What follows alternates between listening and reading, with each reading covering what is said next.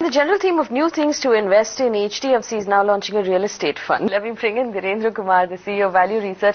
Now, in all fairness, Dhirendra, this fund has a minimum investment of 1 crore rupees, so it does keep out a lot of retail investors. They plan to raise about 1,500 crore rupees for real estate through the newly formed category called Alternate Investment Funds, or AIF.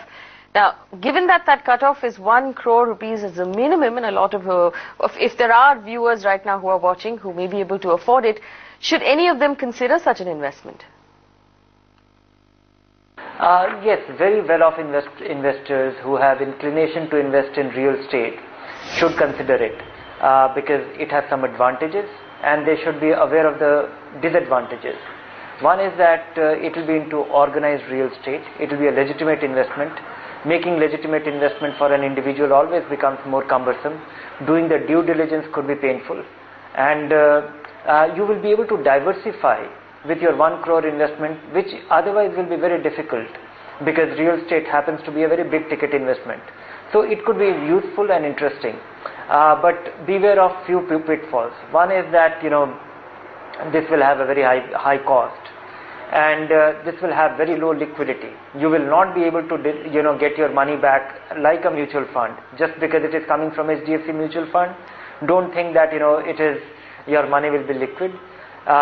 It will be a big compromise on liquidity. It will be a big compromise. It will be far too expensive. And if the fund does well, it will have a higher cost, which most investors will not mind. So it has its advantages. And of course, the big ticket investment that you have to make, 1 crore is not a small sum for most ordinary investors. So it is only meant for very affluent investors. Well, Dhirendra, how long do you think it's going to be before regulators are comfortable with such a fund for retail money or for smaller retail investors? Regulators will never be comfortable with such an investment for the retail investor because regulators will ensure that investors' interests are guarded at all times.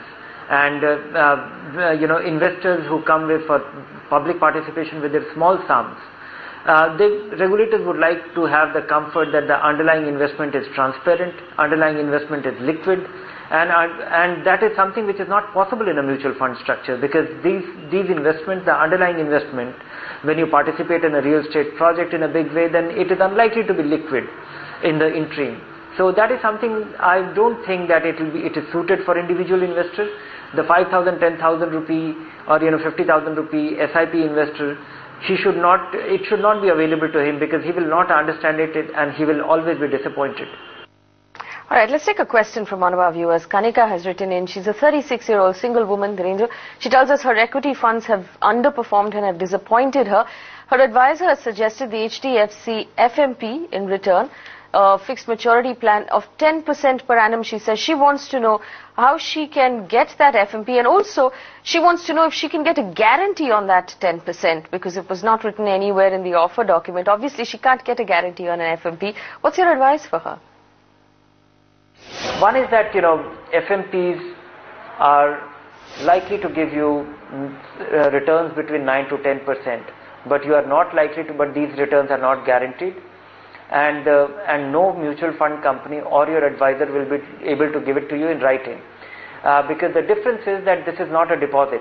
When you invest, when you make a deposit, you get a guaranteed return and it has a different tax treatment. When you invest in a FMP, it is likely to be this kind of return. It could be little less, it could be little more, but it is not guaranteed, so you will not get it in writing. Your advisor is right that you are likely to get a return between 9 to 10% if you invest today for a 1-year term FMP, because that is the kind of return post expense from the FMPs. If one FMP is investing in 1-year paper today, but you will not get it in writing, and that is a compromise when you invest in an FMP.